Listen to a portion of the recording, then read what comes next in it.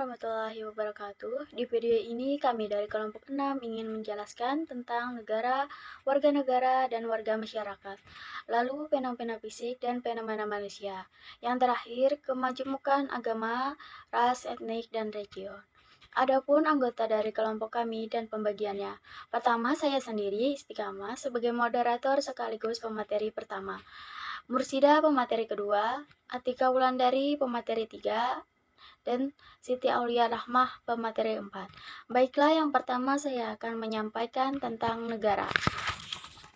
Pengertian negara. Negara Indonesia. Menurut Kamus Besar Bahasa Indonesia (KBBI), negara memiliki dua pengertian. Yang pertama, negara diartikan sebagai organisasi dalam suatu wilayah yang mempunyai kekuasaan tertinggi yang sah dan ditaati oleh rakyat. Pengertian kedua, negara adalah kelompok sosial yang menduduki wilayah atau negara tertentu yang diorganisasi di bawah lembaga politik dan pemerintahan yang efektif, mempunyai kesatuan politik, berdaulat sehingga berhak menentukan tujuan nasional. Fungsi negara. Selain memahami pengertian negara, diteris juga perlu mengetahui fungsi negara sebagai salah tugas organisasi di mana negara itu diadakan. Adapun fungsi negara yaitu A. Melaksanakan penertiban negara dalam mencapai tujuan bersama dan untuk mencegah berontak-berontakan dalam masyarakat harus melaksanakan penertiban. B. Mengusahakan kesejahteraan dan kemakmuran rakyat. C. Pertahanan. Pertahanan negara merupakan hal yang sangat penting bagi kelangsungan hidup suatu negara. Menjaga kemungkinan serangan dari luar. Diperlukannya pertahanan, maka dari itu negara perlu dilengkapi dengan alat-alat pertahanan. D. Menegakkan keadilan. Keadilan bukanlah suatu status, melainkan merupakan suatu proses. Keadilan dilaksanakan melalui badan-badan pengadilan. 3. Unsur negara. Selain pengertian negara dan fungsi negara, ada juga beberapa unsur-unsur dasar negara. Di antaranya, A. Rakyat atau jumlah penduduk. Rakyat merupakan unsur pertama dalam membentuk negara. Tanpa masyarakat, maka mustahil negara bisa terbentuk. Lecoq mengatakan bahwa negara tidak akan berdiri tanpa adanya sekelompok yang mendiami bumi ini. Diperlukannya adanya kumpulan orang-orang yang tinggal di negara tersebut dan dipersatukan oleh suatu perasaan. B. Wilayah. Wilayah merupakan unsur yang kedua, karena dengan ada wilayah didiami oleh manusia, negara akan terbentuk. Jika wilayah tersebut tidak ditempati secara permanen oleh manusia, mustahil untuk membentuk suatu negara. C. Pemerintahan. Jika rakyat telah siap dan wilayah yang ditempati memungkinkan untuk bernaung, maka yang tidak kalah penting ialah pembentukan pemerintah. Definisi pemerintah secara luas dapat diartikan sebagai sekumpulan orang-orang yang mengelola kewenangan dan kebijakan dalam mengambil keputusan serta melaksanakan kepemimpinan dan koordinasi pemerintahan serta pembangunan masyarakat dan wilayahnya yang membentuk sebuah lembaga di mana mereka ditempatkan. Selanjutnya akan disampaikan oleh pemateri kedua.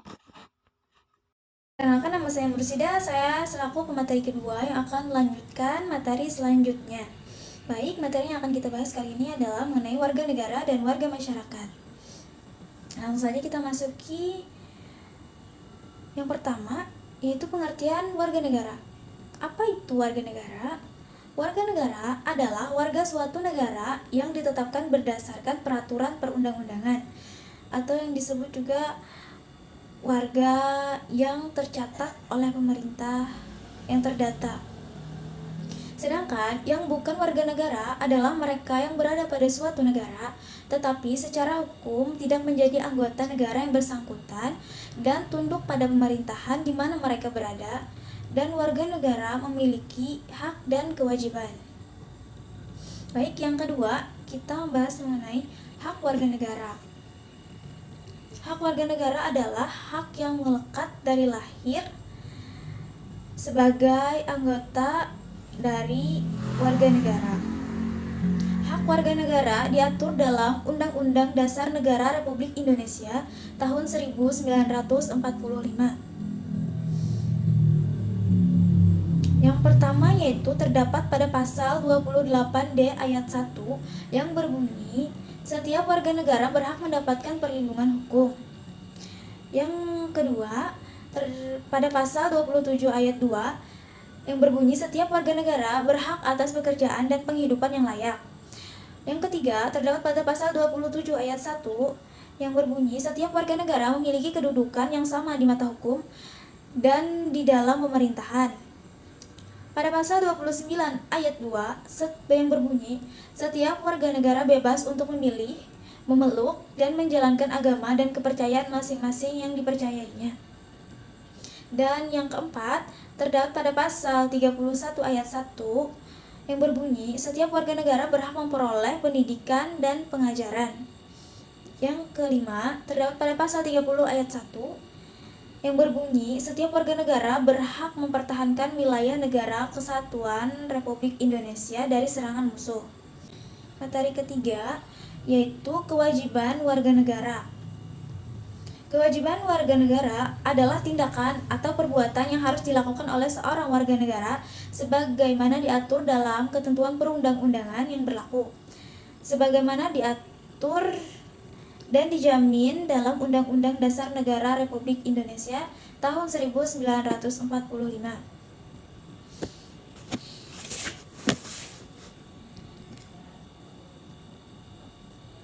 Baik, contoh kewajiban warga negara diatur pada pasal 23A, yaitu mengenai pembayaran pajak. Yang kedua, terdapat pada pasal 27 ayat 1, yaitu mengenai mematuhi hukum. Yang ketiga, terdapat pada pasal 27 ayat 3,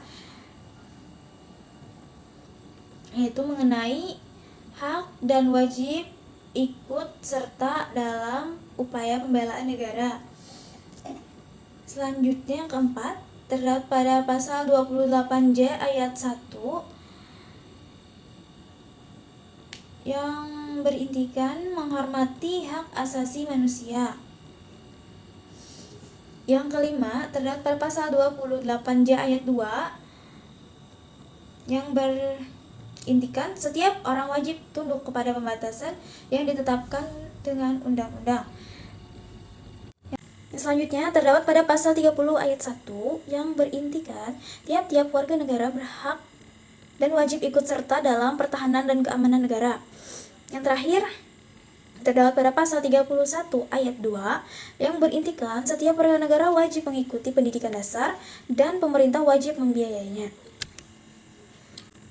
Baik, kita masuki materi kita selanjutnya mengenai warga masyarakat. Pengertian warga masyarakat menurut beberapa para ahli, yaitu yang pertama, menurut Linton. Menurut beliau, masyarakat merupakan sekelompok manusia yang telah hidup dan bekerja sama cukup lama, sehingga mereka dapat dengan batas-batas yang dirumuskan dengan jelas. Yang kedua, yaitu menurut Haryono. Menurut beliau, masyarakat adalah sekelompok orang yang memiliki kebiasaan-kebiasaan tertentu, yaitu seperti norma, peraturan, ketentuan, dan ikatan, dan identitas tertentu yang tinggal di kawasan tertentu. Dari kebiasaan-kebiasaan dan identitas tertentu, masyarakat dapat dikategorikan dalam berbagai kelompok, misalnya kelompok berdasarkan tempat tinggal, pekerjaan, status sosial, dan ekonomi. Yaitu yang ketiga, menurut Suekanto, yaitu masyarakat adalah orang yang hidup bersama yang menghasilkan kebudayaan. Dan yang keempat, menurut Setiadi, masyarakat adalah kumpulan orang yang di dalamnya hidup bersama dalam waktu yang cukup lama.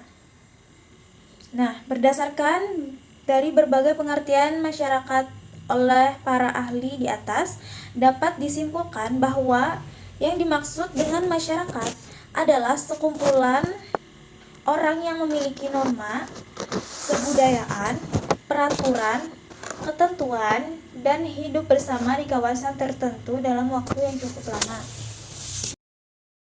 Contoh kewajiban warga masyarakat.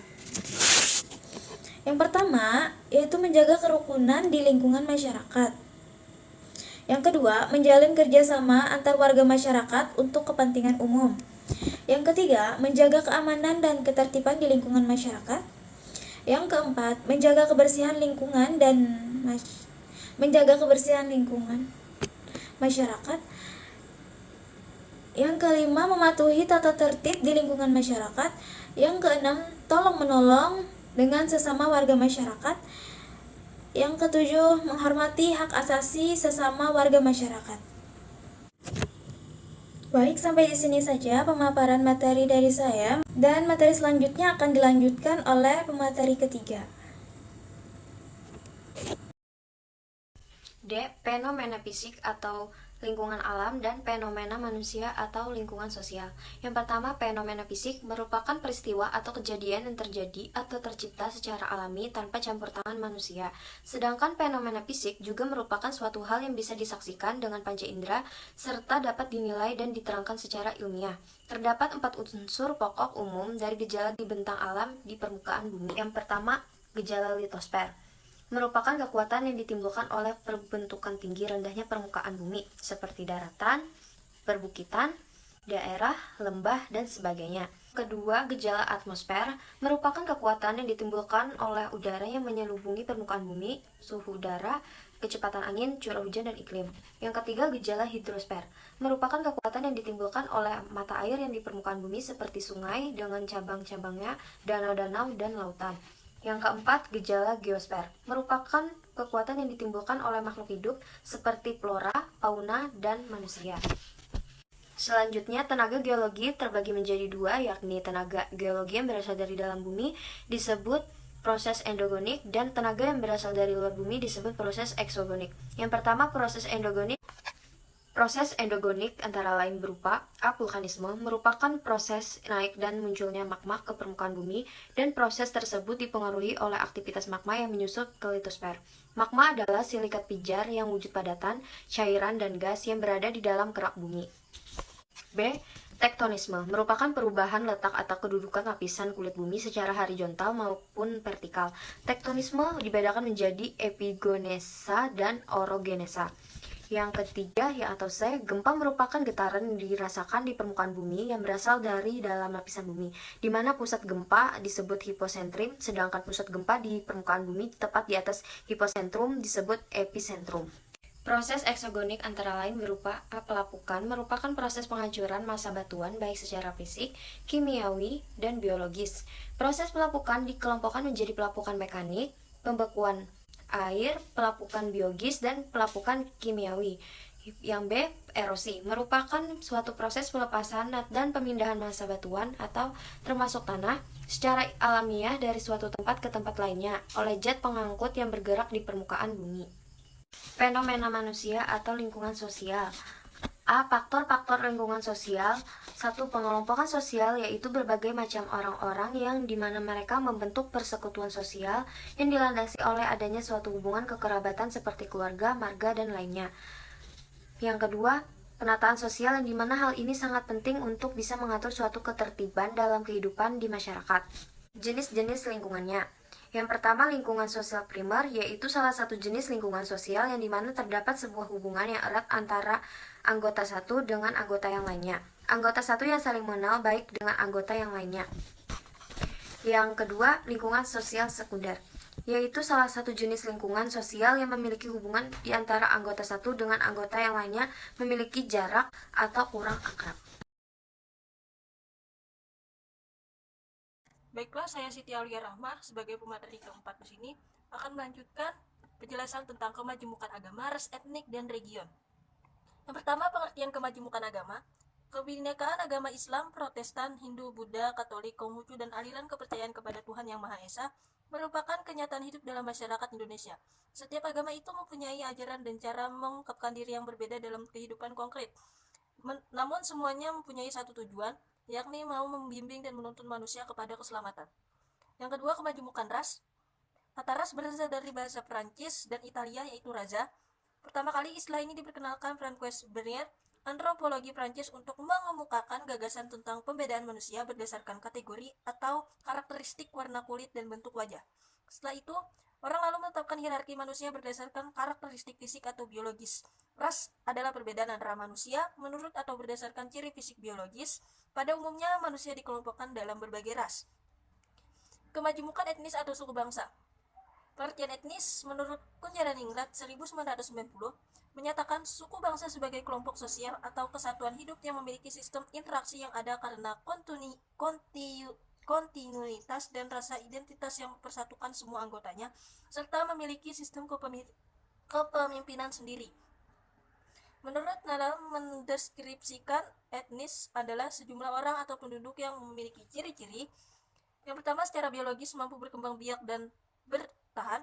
Yang kedua, mempunyai nilai-nilai budaya yang sama dan sadar akan rasa kebersamaan dalam suatu bentuk budaya. Yang ketiga, membentuk jaringan komunikasi dan interaksi sendiri. Yang keempat, menentukan kelompoknya yang diterima oleh dan dapat dibedakan dari kelompok lain.